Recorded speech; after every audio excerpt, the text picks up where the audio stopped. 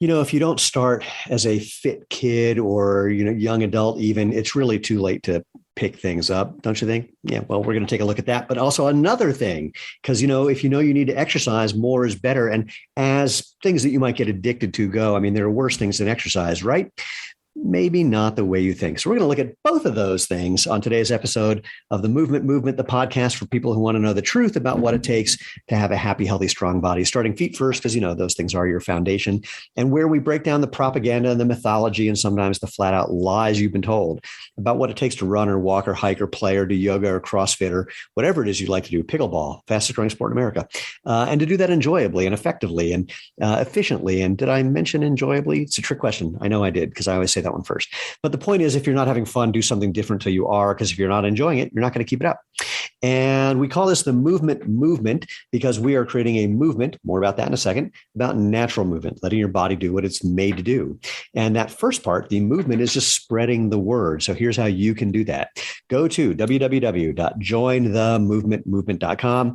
No cost to join, no obligation, no secret handshake. It's just where you can find all the previous episodes, all the ways you can find our podcast, all the other places you can engage with us on social media, for example. And you know what to do: like and share and thumbs up and hit the bell icon on YouTube and subscribe so you can hear about the upcoming episodes. And most importantly, I mean, the gist is, if you want to be part of the tribe, please subscribe. And last but not least, if you don't know, I'm Stephen Sashen from ZeroShoes.com, host of this very entertaining thing we've been doing for a long time. But now let's jump into the fun. Jennifer Hicks, do me a favor. Tell people who the hell you are and why in God's name you're here. Sure. Of course. So I am in Toronto, Canada. I am a Nia fitness instructor and trainer. Well, I'm going to pause right there. So spell Nia, since some people will hear that as Knee and wonder why you say Nia, like you're Canadians, like, which is a weird thing. So I'll let you dive into that a little. Well, you don't have to do it now, but let's just say we'll come back to explaining that we're not talking about your knees when you say Nia. No, we're talking about a barefoot movement practice. Yeah. And I'm also a personal trainer, and I'm also a speech language pathologist. So I have a lot of variety in terms of how I spend my time. And so I did a little teaser at the beginning about two different things. One is just, starting fitness at whatever age you may happen to be and where it does or doesn't work. And the other part about exercise and more is better and getting really attached to that, et cetera. Where do you want to start? Because I know this is what we talked about in the 30 seconds prior to hitting record, but what would you like to start with out of those two? Well, growing up, let's just say my body image was not very healthy.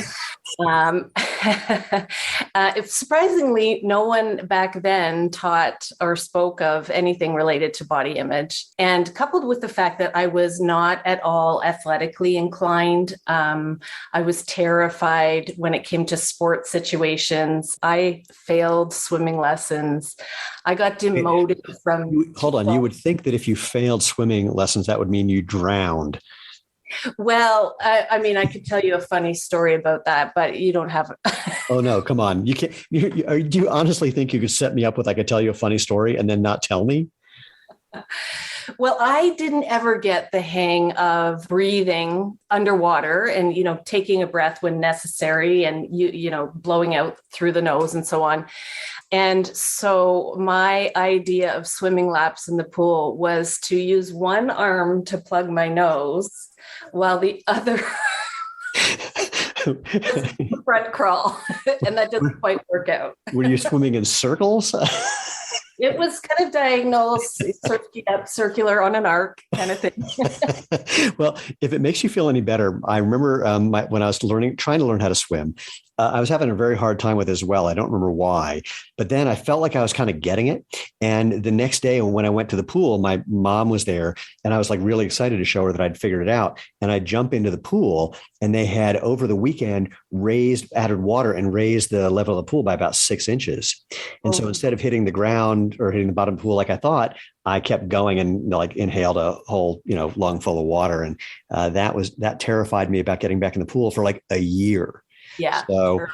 And then I'm curious what happened for you, if anything. What happened for me is I went to a day camp right down the street from where I grew up, where they had a teacher, and I literally don't know what he did, but he instilled such confidence and calmness in us that I picked it up like nothing, when I met him and had a good time. So did you ever get over swimming in a circle with one arm?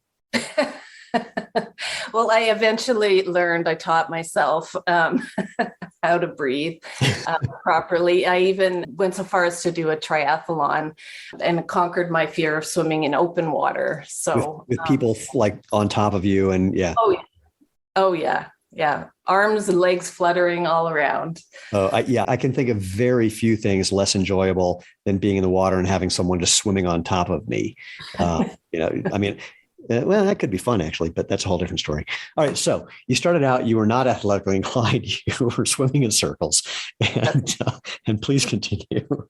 Well, I really got into fitness starting out when I was in grad school as a way to manage stress. I would go to the gym, but never really enjoy it. And then when I graduated and the stress had lessened a little, so I started doing more enjoyable things like running outside instead of on a treadmill. And fast forward a few years, my father-in-law got very ill.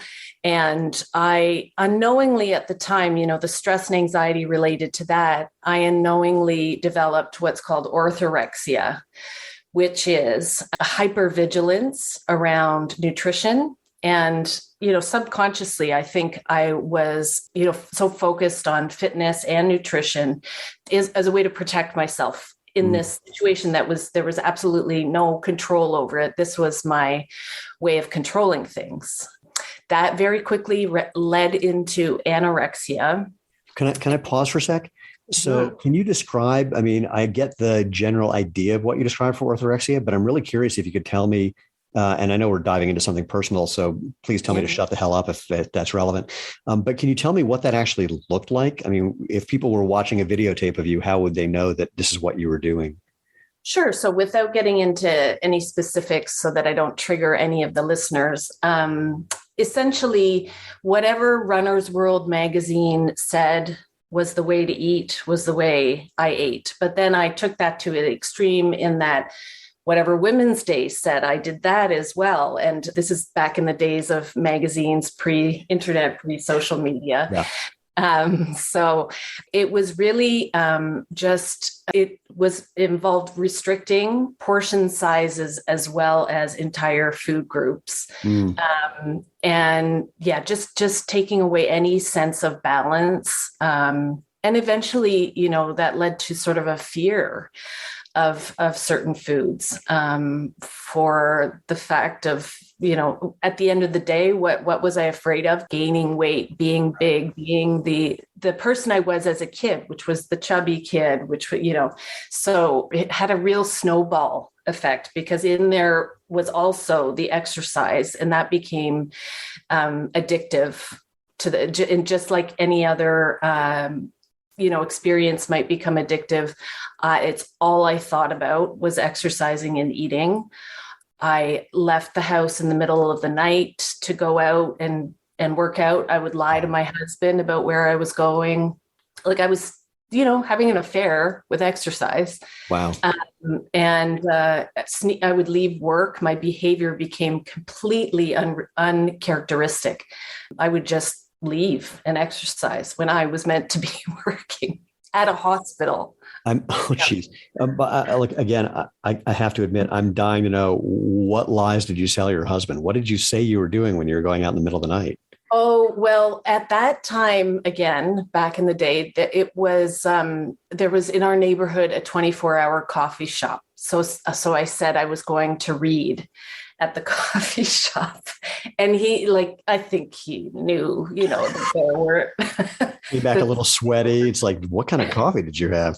It's like, well, I actually poured it all over myself and had to take a shower.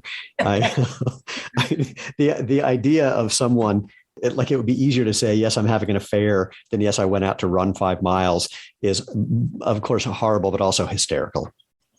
Well, and yeah, it was a desperation. Like, how can I get my next fix? Air quotes, how can I satisfy? It was really, I guess, the endorphins I was after. Right. Oh, interesting. I was self-medicating. Some people self-medicate with alcohol. I was self-medicating with exercise. So, I mean, you said something about control. I mean, was there something that you thought, like a specific thing that you thought by going out and doing this or keeping that routine, that it would either keep at bay some thoughts, some feelings, something? I mean, I'm just really fascinated. Like, and again, I'm getting kind of granular just because I find it interesting. If you don't want to go there, I totally get it. Yeah. No, and it's a great question. I think there was a little bit of diet culture in there. There was fat phobia. There was self-esteem. There was, being with my thoughts and emotions. But I also had this, excess amount of energy and this sort of complex that I was better than anyone else. And, just full disclosure, in the years since then, I was diagnosed with bipolar disorder. But the many medical professionals that I saw thought, oh, you can't have bipolar disorder. You're not sleeping with random people. You're not stealing from stores. But mine played out, my hypomania played out in that I just had so much energy. I was just like shooting on all cylinders, right? And I had to do something with that energy. And along with that came a whole behavioral thing around not trusting people. I remember when my doctor said that I had anorexia, and I accused her of being jealous of me. Oh my God. I mean, again, it's not funny, but that's hysterical. I know what was she thinking, right? She's like, wait, did you actually say that out loud to her? Yep. Oh my God. What'd she say? How'd she respond? Very compassionate woman. I can't remember exactly what she said, but she put me in my place for sure in a very dignified way. The manic part of bipolar is very tricky, of course, because you feel like you're invincible and have all this energy and have all this creativity and and sometimes the other side of it is, people respond accordingly. I mean, I had a roommate who was bipolar, and there was times where he had been medicating, like legit, had lithium, et cetera. And there was times where he'd forgotten to take his lithium, and we'd be having lunch, me and our friends, and the guy was hysterical when he was in a manic phase, and we knew how bad it was going to be afterwards. And literally, we'd have conversations going, all right, do we give him 5 more minutes because this is really fun, or do we just get his lithium in him right now? And I mean, we knew the right answer, and that's what we did. But it was literally one of those things where it's a tricky thing because people don't get it. It's so alluring as the person having in my case, hypomanic episode, because I was invincible. Right. No one was better than me. Like, why would I want... Why it took me a long time to get diagnosed, because I was like, why would I want someone to take this away? Like, this is great. And I had a sort of slow and steady. I didn't have a huge peak and then a crash. Right. And sometimes I think it was mixed as well. Sometimes I was depressed, but go. Yeah. Which is actually another very interesting thing where when you're in go mode, you can't tell someone you're depressed because the presentation doesn't look like that. And yet they can be very tightly entwined. Oh, for sure. Yeah. So, all right. So thank you for indulging me in that. I'm just totally fascinated with how minds work, especially around these extreme situations, because it's very rare that someone attends to them with curiosity is the simplest thing I can say. Just to take a mild tangent, my mom has dementia and Alzheimer's, and in the phase where she was still able to have seemingly a conversation, I interviewed her to ask her what her experience was, because it was so fascinating. Like she said to me at one point, she was in an assisted living facility, and they had a soprano singer come in and do show tunes. And after the end of this hour, she says, I haven't felt this good in days. And I said, oh, so you can remember how you felt over the last few days and compare it to how you felt now? And she goes, oh no, I just say things like that because it makes people feel better. And I thought that was fascinating. So when I interviewed her about her experience, I couldn't tell if it was an accurate reporting or just what her brain was doing to try to make sense of this completely irrational kind of behavior and experience where she didn't recognize herself in a mirror and couldn't understand why that lady only stayed in the bathroom.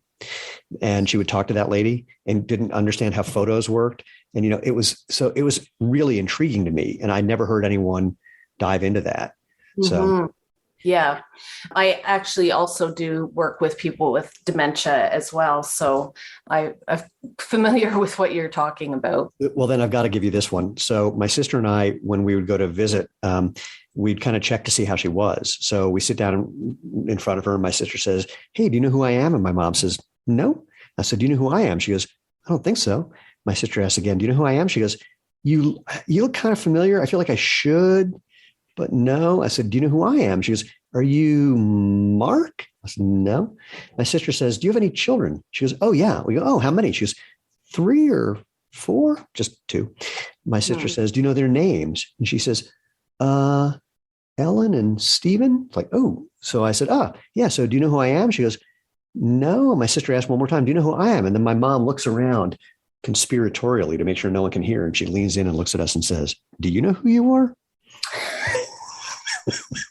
She's giving you a piece of your own medicine. Exactly. It was brilliant. It was brilliant. So anyway, pardon the tangent. So back to you for the win. So, all right. So the orthorexia led to anorexia. I can imagine that transition of just, from the obsessive part to just, one step. It's really doesn't seem like it's a very, very large step. Well, and in fact, this happened in the days when orthorexia was not even mentioned as a risk factor for anorexia. So it's only in hindsight have I been able to say, oh, that's what was happening, and it was terrifying. As I mentioned, there was a fear of certain foods. I had a very rigid list of foods I could eat and could not eat. And and was there also ritual around eating them? I'm remembering someone I went to college with. Of eating in private when I did eat. And also I can remember shopping and buying a lot of food and cooking and making things it was just me and my husband, and making things for him that he didn't want. I made it. I guess I really wanted it, but that's how I was acting. Right. So, the cupboards were bursting at the seams. I wasn't eating any of it. And so obviously the question of how you came through that is pressing and even more interesting. Is there anything we need to address before we get there? It always seems like my life is just the opposite of what might be considered normal. And in some ways I really embrace that. But the way I overcame all of that is quite frankly extremely unorthodox. And would you like to get into that now? Oh, yes. Considering the number of, comical things, I'm thinking of what unorthodox could sound like. So it got to the point where I was put on a medical leave from my work as a speech language pathologist. And that was like beyond humiliating for me. What I did, instead of, there was a recommendation from the medical side that I attend a day treatment program for people with eating disorders.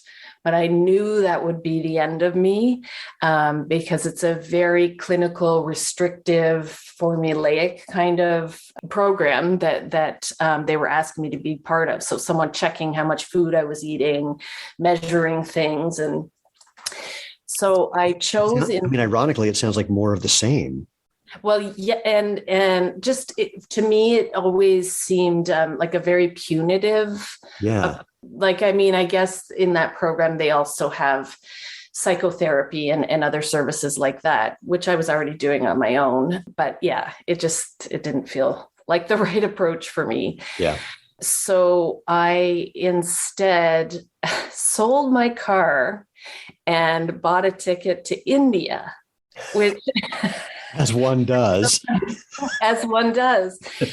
For someone in the middle of a major health and psychiatric crisis is probably not the best idea. Seems like a fine place to go. Yeah. And so my husband, God love him, said he insisted on going with me. He was not going to let me go by myself. So He did. He came along and we stayed for a month. And at the end, and I was depressed as all get out the whole time there, but really appreciating the culture and all that India has to offer. So he, at the end of our month, said, okay, we're getting ready to go. And I said, I don't think I'm ready to go home yet. So I stayed. He left, which was a risky move on his part. And while I was there, I kind of engaged in some some self-harm, let's just put it that way, where I really should have been really sick based on what I was doing. But something was looking out for me.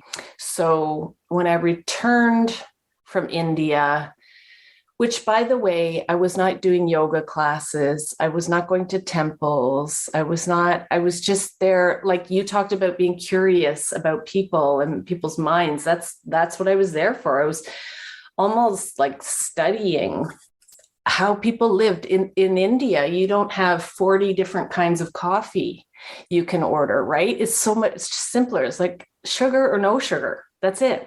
Well, and, people who are living in what we would think of as shacks, where that's their home, that they're okay. And I mean, I've spent a bunch of time in India. You can't apply your American thinking to what's happening there because it's just not the same worldview. And I absolutely adore it for all of those paradoxes, among other things. I mean, we were staying in an area where there weren't a lot of foreigners. I was there for a friend's wedding, and so he was in a neighborhood where you wouldn't go unless you knew people who lived there. And I remember fewer people who were begging, but I got hit up by like these 5 kids who were asking me for money, and I said, just so you know, I'm not going to give you any money, but if you want to go do something fun, I'm your man. And after 2 days, they went, okay, let's go. And I just hung out with those kids and had a blast. Yeah. And I just appreciated too how people were happy with what they had, which in some cases was very little, And we'll give you all of it. Yeah. Yes. It's just like, it's just a very special place. I've been now 3 times since that time, but so after returning from India, I was like, now what? Because I had no job and I was supposed to be rehabbing. But the opportunity to take a Nia fitness training came along. And so I'll call it lovingly, my disordered brain thought, this is great. I can become a fitness professional and hang on to my eating disorder. Like, this is fantastic. And so I took this training, and that is not what the universe had in store for me whatsoever. In fact, the opposite happened. It was a major part of my healing process because Nia is a fitness practice that first and foremost asks you to pay attention to your body, to your sensation, and to listen and respond to your body so that you can make choices about moving in ways that feel good. So what I had been doing previously was pounding the pavement and any kind of hardcore weightlifting and you name it, where the harder, the better, the more it hurt, the more effective it was, So this was a revolutionary way of thinking for me. So while it started out as my quest to hang on to this eating disorder, it was eventually responsible for eliminating it. So needless to say, that one sentence has a whole lot of frames in it if we were looking at a film. Can we break that down? I mean, what was it like when you started to pay attention to these sensations? It's interesting you say that because I know a treatment that's been effective for some people who have anorexia is compression clothing, because it makes you feel things in your body and it gives you a sense of control as well, that some people respond well to. So I'm really, and having done, spending a lot of time in my past doing meditation practices that involve paying attention to sensations.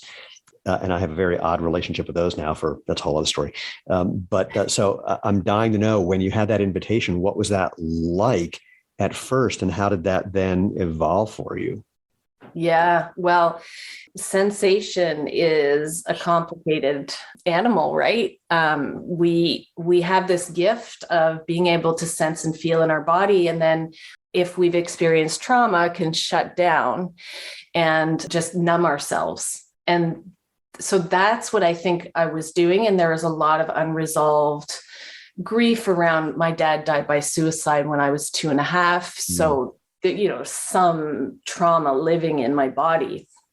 And not to mention the fact that no one had ever told me that I deserved to feel good in my body, or that if I paid attention to how my neck was feeling, I might prevent headaches, like that kind of how to live in a body lesson I might have missed. I don't know.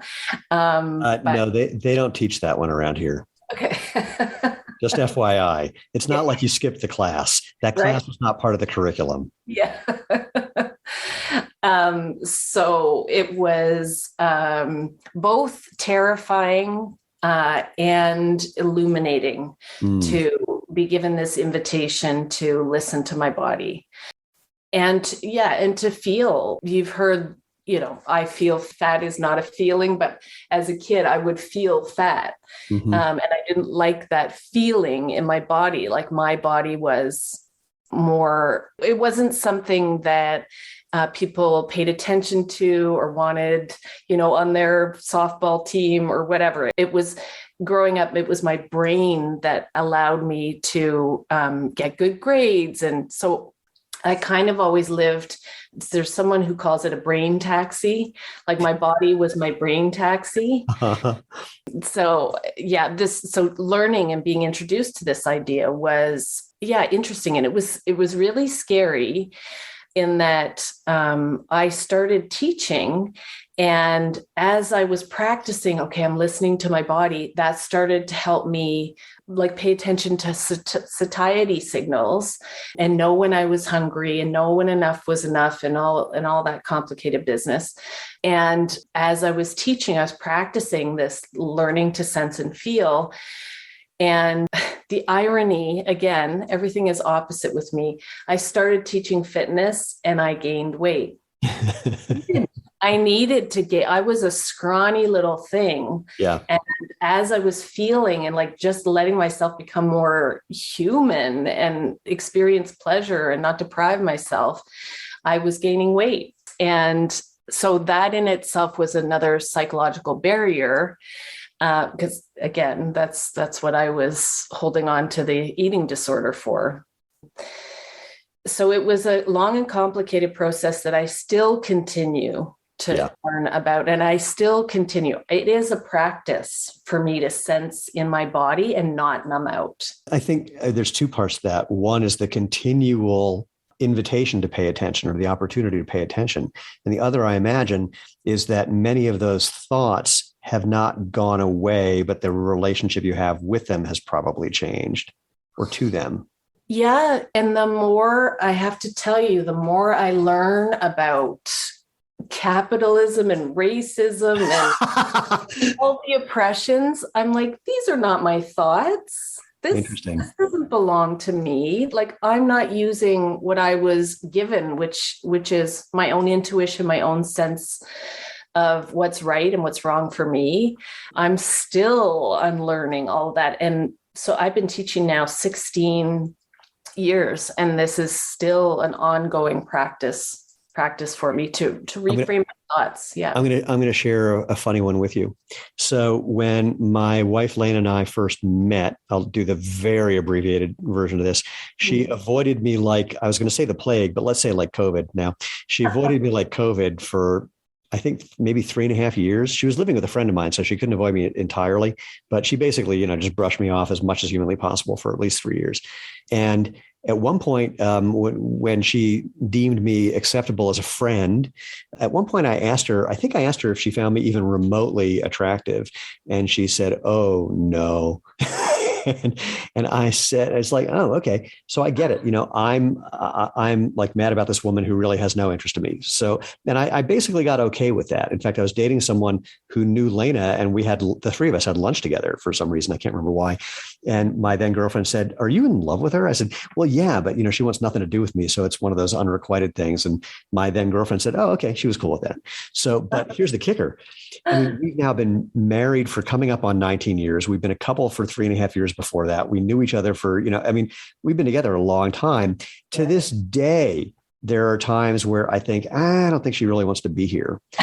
And I have to remind myself that thought is flat out absurd, but more importantly is that it is not supported by the evidence in front of me. And in fact, it's almost inevitable that when I have that thought, if like I'm lying in bed, if I wake up before she does, and that thought comes up, it seems like a magic trick where that's the moment she'll lean over and start cuddling with me.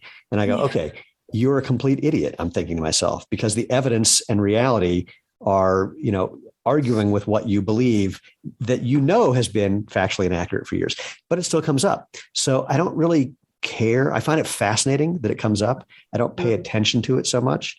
I notice it, but it's like, but I know that it's silly. It's sort of like, it's no different than trying to convince myself if I looked in the mirror that I'm a 6 foot tall Black woman. It's like, that ain't what I see.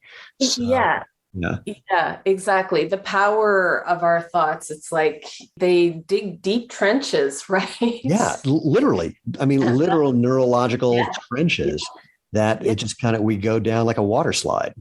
Right. And that's really why it's so important to expose myself to different ways of thinking, different schools of thought, different approaches to living, right?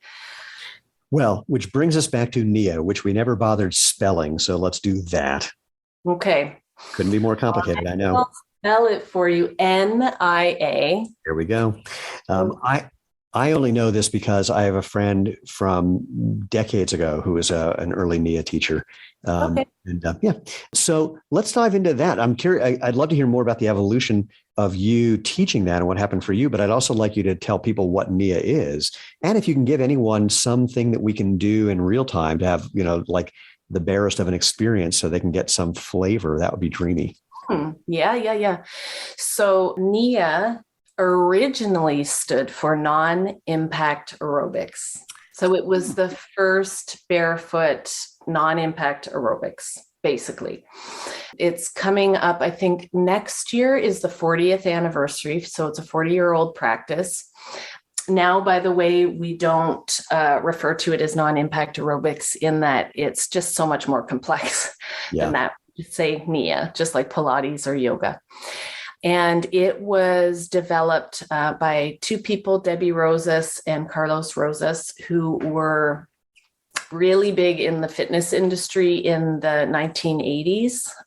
And they were doing the whole aerobics thing and then noticed that they were not having fun and that their teachers and their students were all getting injured.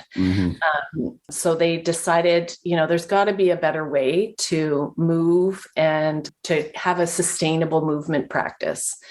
So I have a funny thing to that. So our chief product officer, Dennis Driscoll, was one of the guys who co-founded Avia Footwear. And what made Avia was they made the first aerobics shoe and they brought it around to aerobics teachers. And it was a padded motion control, arch supporting, like, quote, normal shoe. And they didn't know any better, but they were the first ones to think, let's target this particular market and make something for this market, which then they got bought by Reebok. But to hear that people were getting injured in a quote, normal shoe made for this is not surprising to he or any of us. Yeah. Now makes sense knowing what we know. Right. For sure.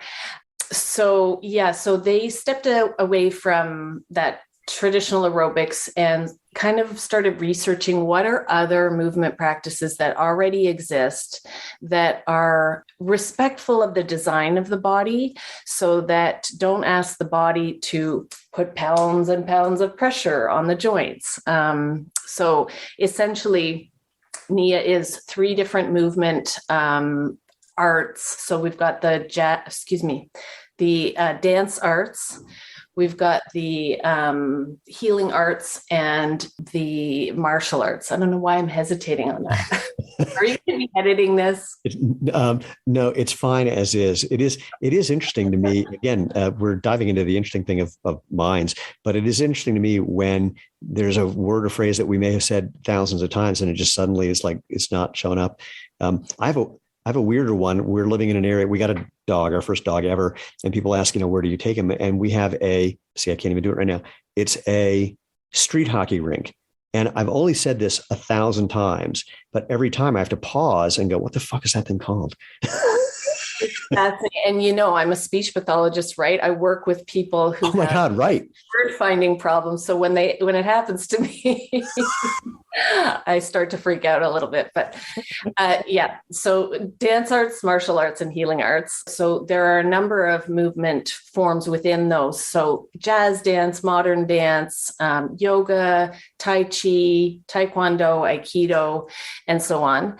And those are blended together into what a class looks like is a barefoot movement experience. So it's low impact, and the movements are movements that respect the design of the body.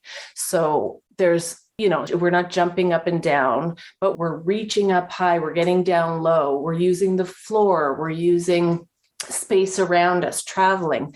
So it can be, the beautiful thing about it is that it can be very energetic, which some days my body loves, and it can be very gentle, which other days my body really appreciates. And it's taught me the value of not judging movement, because we all have different ways and preferences and body situations that desire and need different movement practices. And in this case, there are 9 different movement forms that we use. So the variety of movement is endless, which stimulates my creativity. Like, it just gets me so excited. So can you give us an example so people can get a flavor for this? Yeah. So since your specialty is feet, we have... Yeah, I never thought I would say that in my life, but yes, I guess that's true.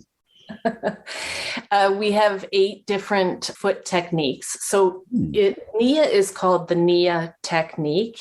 So it's not, a lot of people think it's free form or just flowing and do your own thing. It's not ecstatic dance like that. There is a technique, and we want to use our body in the way it was designed to be used, and to use all of it. So we have foot techniques that allow us to move from the bottom up, to be aware of our feet. We do all kinds of things to strengthen the ankles and the feet, like we do a duck walk, which is where the toes lift and lower. We do a squish walk where the heels lift and lower and squish down. We rock around the clock, so we're doing kind of a circular motion with our feet, and so on. Can you pick one of those and give us an actual instruction so people can try something? Sure, absolutely. So do you want me to step away? Because I can... Whatever you need to do. Yeah. And of course, since some people are only listening to this, you'll have to describe what I'm seeing, what you're doing. Yeah. Let me move my screen here a little bit. So a duck walk. So feet are about hip distance apart. We call it open stance. And the toes are just lifting and lowering up towards the shins. And I'm spring loading my joints, meaning my knees and my hips, I have imaginary springs in them. So I'm letting the energy move from the feet up. And then I can swing my arms, picturing my head moving up like a helium balloon towards the sky. This is really actually beautiful to watch. So for people who are, first of all, I encourage you to go to our website and so you can watch this video.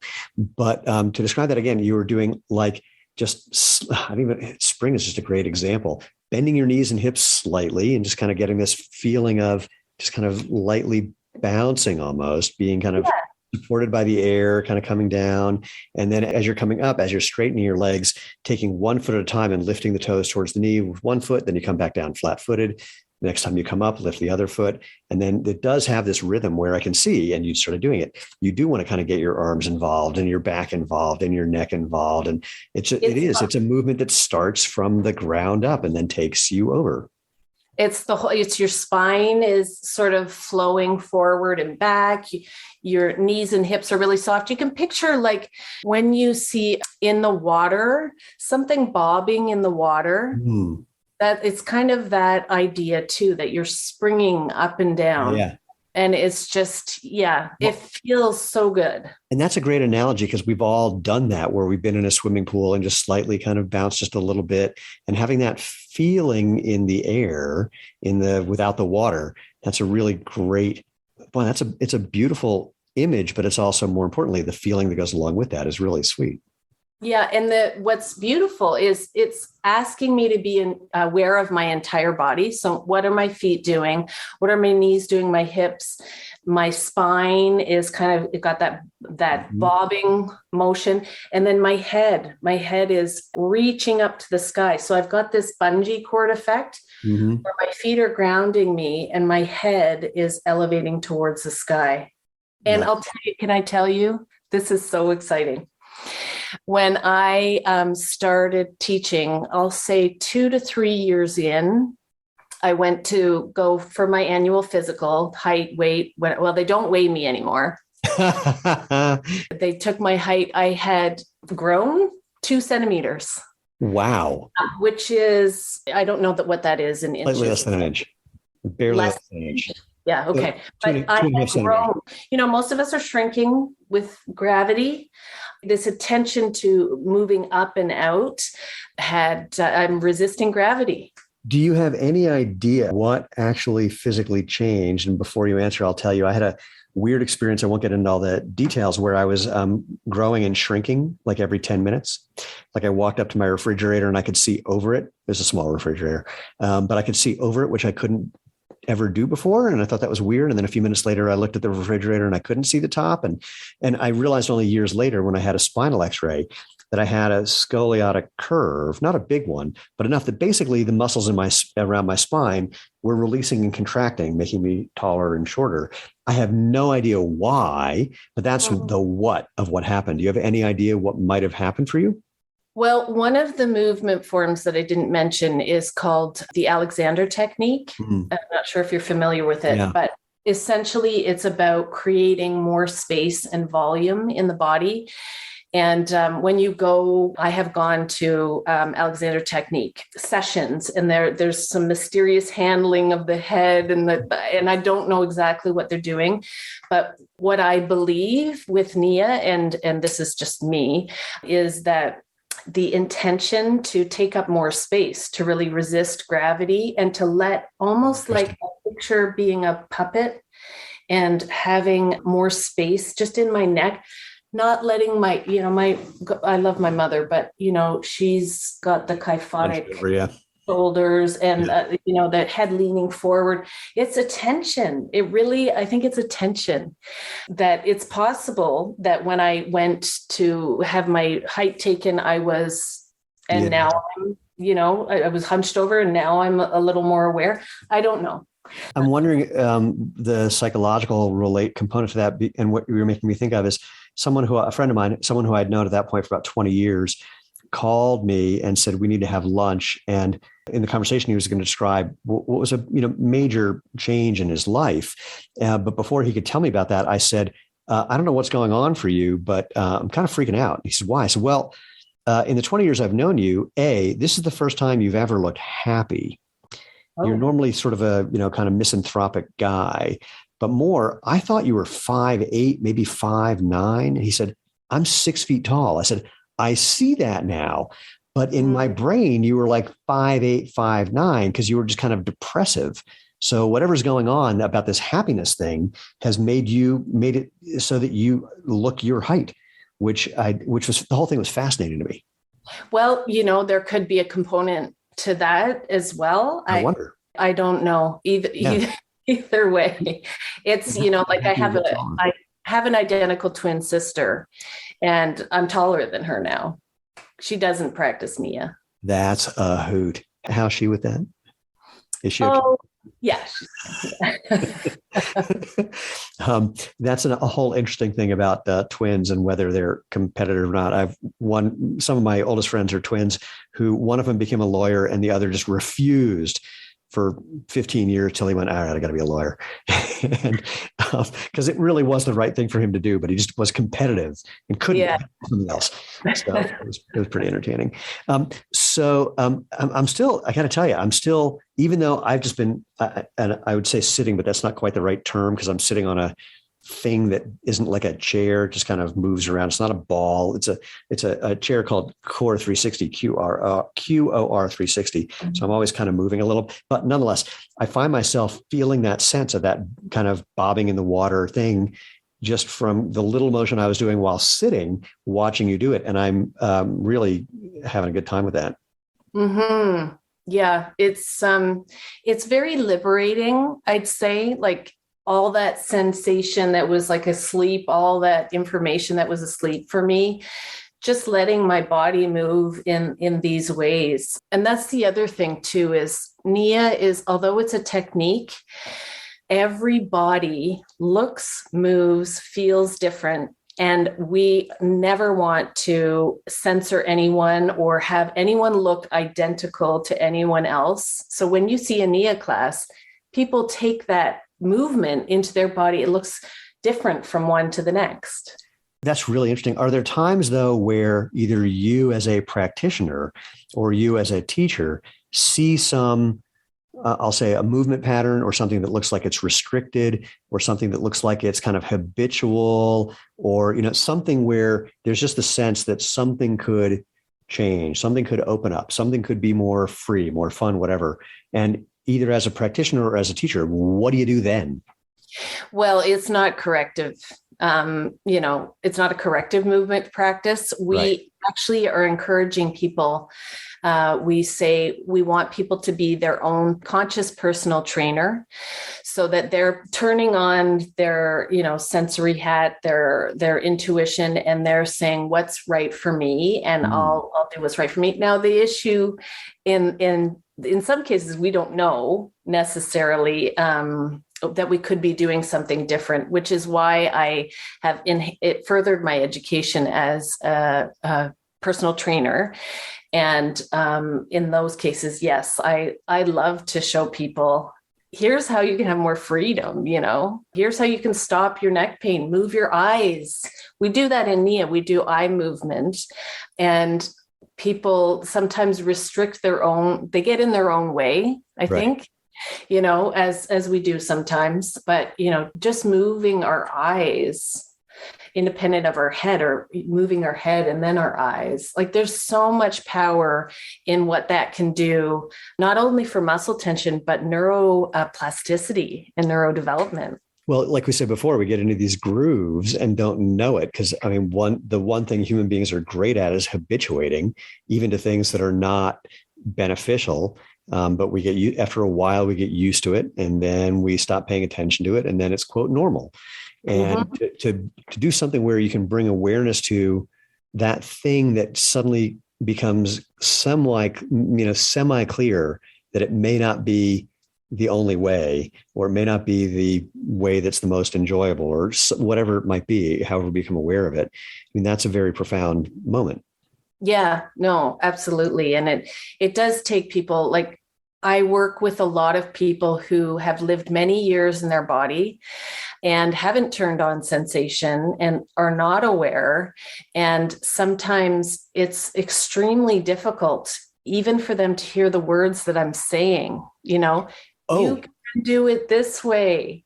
The joke is that I'll have a substitute teacher come in and after I'll come back and the students will say, she said this. And I'm like, I've been saying this for 10 years, but they just heard it differently, Yes. It's one of those things where like you hear the story of some parent who is, like, I don't know, let's say massively overweight in some situation. And then they one day have that realization, oh my God, if I don't do something, I won't see my kid graduate from high school. It's like, why'd you have that thought that day and not the day before or the day after? These things show up when they show up. What was the thing you just said about someone else said it, someone else came in? Oh, I had another question I was going to ask you just about that experience of something new, and what goes along with that. But I lost it. So that means you're going to have to fill in for here. Well, one other thing I really love about Nia is the creativity, is that we can blend. We have all these movement forms. We have 52 different moves that we use in different combinations. So really, the possibilities are endless. And as you just said about us being good at getting into habits, that we're constantly talking about how can we break a habit? What's a new to me move? How can I do it differently so that I stimulate, so that I give my whole body, my whole nervous system a new experience, And how has that translated or taken, how do I want to say this? How has what you've done while doing Nia translated into things that you're doing when you're out of that, when you're just in the rest of your daily whatever? Mm-hmm. Well, my practice as a speech language pathologist is, I want to choose my words carefully here, more creative than it has been. So I'm able to see things a bit more holistically and be a bit more present and focused and customize treatment for individuals. But I'm constantly, like in movement throughout life, I'm constantly thinking about how I can do something different. How can I get out of the car differently? How can I push my shopping cart differently? How can I cross my leg? Well, that's a bad example. No, cross your legs is a good one. I mean, cross your legs. I do cross my arms. So when I realized one day how I cross my arms, this is years ago, I thought, can I do it the other way? And now I can't remember which way I started with. I've been talking about this on the last few podcast episodes. A couple of months ago, I realized that I always put my pants on left leg first. So I spent a couple of months really paying attention to right leg first. I didn't get it perfectly every time because the habit of left leg first was very strong. Now I'm realizing that I have to get back into remembering that I can do left leg first. And so it's right. Which leg do you lead with going up the stairs? Holy crap! I have no idea. That's going to play. Wait, hold on. I'm going to have to pay attention to that one. Yeah. Yeah. And it's just about, that's a way to stay present and aware and to give, I truly believe that our bodies love new information. They otherwise, we just get stuck in a rut and nothing changes, and poor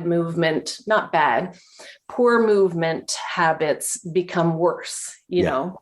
So I just love giving myself those little challenges. It's a fun one because it is, of course, tricky to become aware of something to which we've become unaware. But when you start to look for these things, I found that you bump into more and more. There's a funny one that's been going on lately, I think, because of what people are watching on television. This is my favorite one. If you watch British television shows and how they use a knife and fork compared to how they use a knife and fork in America. Okay. So very different things. So the fork is pointed down, left hand, and stays in the left hand. It never becomes a scoop. It never becomes a spoon. And if they're going to scoop something, they scoop it onto the back of the fork, which seems a little out of whack. Not that I go to a lot of restaurants, but now I start watching more American TV shows, and I see people who are not British people with an American accent, but actual Americans. They're starting to do that same thing on these shows, and I see it out in public as well. It's like people are changing the way they're using a knife and fork, influenced by British television, it seems. Wow. It's a wacky one. It's interesting. And what I would say to that is it's great to do things differently. And does it feel better when you do it that way? Like that would be my goal. No, for me, the whole thing of so when the fork is pointing down, it's at about a 45-degree angle, the way it hits the plate, and to kind of scoop things onto the back of that seems completely wrong to me. And so I mess around with, trying to do it that way. And I have a couple of friends who are British, and I watch them do it. It's like, how do you do that? They go, what do you mean? How do you do that? It's how you use a fork. It's like, no, it's not how you use a fork. And so I find that all very, very interesting. Similarly, back to your comment about me and feet. When I got into this business, I did not think I would discover that there are about 100 different ways to tie your shoes. I assumed everyone did it the way I did it, because why wouldn't you? And I've seen literally at least 30 different ways. And I won't do any of them. They're completely wrong. But But in fact, I have my shoes set up so I tie them once and I pretty much never need to do it again. But nonetheless, that was shocking to me. Oh, I know what I was going to say before about paying attention to sensations. Have you ever had one of these where, in fact, and I'm very curious for you, given your history, I remember the first time I was teaching a workshop and I was asking people to pay attention to sensations. And someone said, I just don't understand what you mean. And it was about, noon or like getting close to 1 o'clock or something. I said, well, it's time for about a lunch break. Are you hungry? And he said, yeah. I said, how do you know? Expecting he was going to describe some sensations around his abdomen, hollowness or emptiness or something. And he goes, what do you mean? I said, well, are you feeling anything that lets you know you're hungry? He goes, no, I'm just hungry. And I'm going, but how do you know? He goes, because I'm hungry. And he didn't have some connection to some sensations. Now, I'm not making that wrong. I just went, oh, there maybe are people who can tell if they're hungry or not through a completely different mechanism. And maybe he needs to, or I don't know, maybe he'd find some benefit for discovering there were some sensations that he was not noticing. Maybe not. But I mean, that one, especially given your history, I'm curious if you had any experience with that one.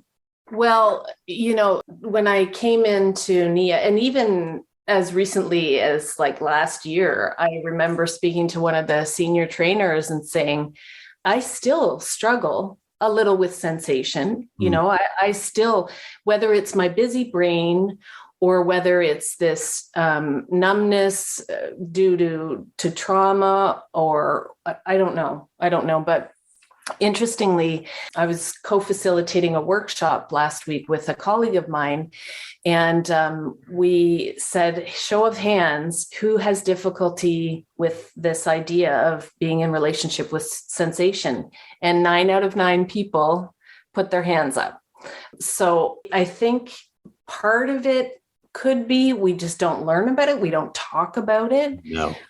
And sometimes we get shut down when we talk about it. Like as a kid, I remember having pains in my joints. Oh, that's nothing. You don't have pain, or that's not a real headache. Just get on with life. Or, this idea that you should ignore your body was a message I got a lot as a kid. Right.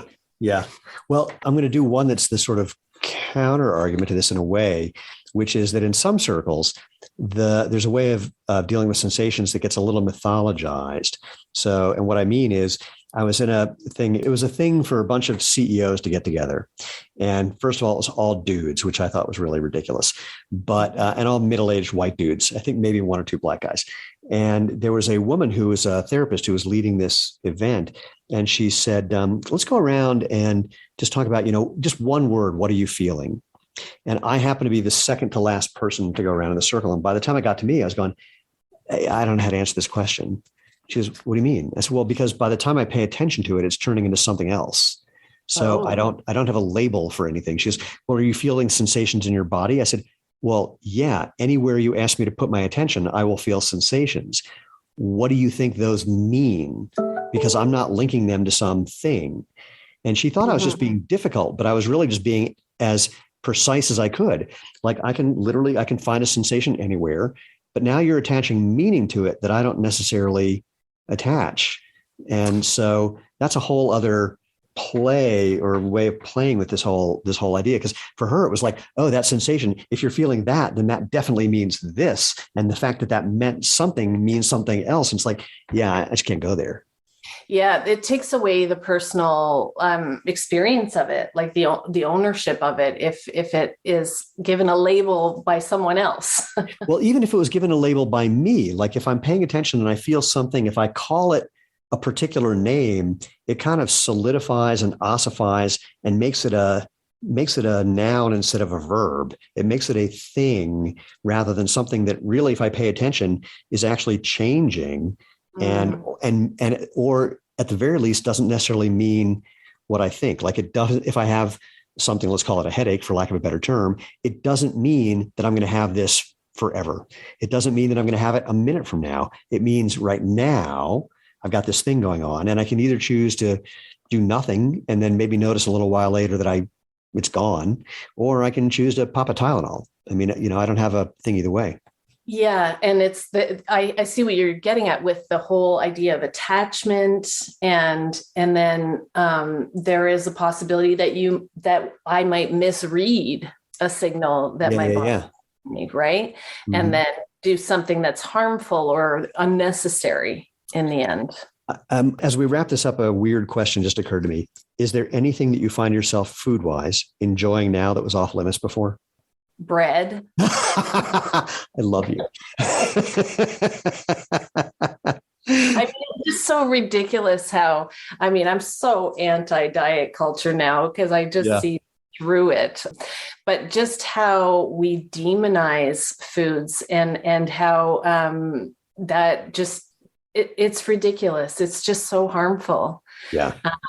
And so yeah, I stay away from any you should eat this or you shouldn't eat that. That is not part of my life. There's a science researcher, mostly about food, named Denise Minger. Have you bumped into her? No. She wrote a book called Death by Food Pyramid. That's very interesting. She's also written a couple of like very long, like 10,000 word blog posts about what she discovered after that book. But I'll cut to the chase. She has, in the not too recent past, said that she's no longer planning on writing about food and health. And knowing what a meticulous researcher she is, I can only conclude that she has found that there's no direct correlation between what you eat and something like longevity. And I may be wrong, but just the way she talks about it seems it's a really good bet that that's what she found, which is why I was hanging out with a bunch of healers of various kinds, therapists, physical therapists, psychotherapists, et cetera. They were all talking about the different diets they were on. And I said, after a break in the conversation, I said, yeah, I'm on the, I don't know when I'm going to get hit by a bus diet.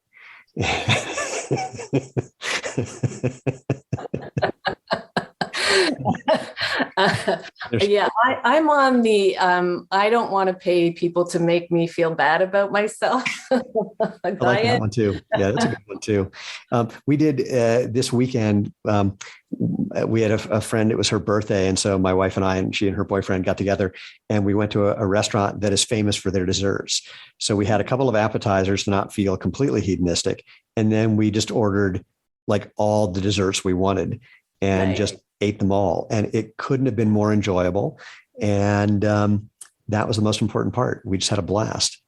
That's it. Enjoyment, pleasure. That's what life is all about. And, and the next day, none of us wanted to eat for like 24 hours because we had just eaten God knows how many calories, did not care. But our body, for all of us, our body was like, all right, yeah, that was good. Now we're going to take a little bit of a break and then do it again. So it was fascinating. Yeah. Again, it's about listening, right? Yeah. Listening, tuning in for sure. Anything we left out? I don't think so. Other than I would love to have people join me for a Nia class to learn more. This is where I was going next. So how can people find you? You can find me at my website, Jenn, Jenn Hicks, HICKS.ca. Beautiful. It's .ca, people. She's Canadian. So, Jenn, this was a total pleasure. And I really do hope people take you up on that offer. And actually say a little more when they go there. You said join you for a Nia class. Say more about how they'll be able to do when they go to your website.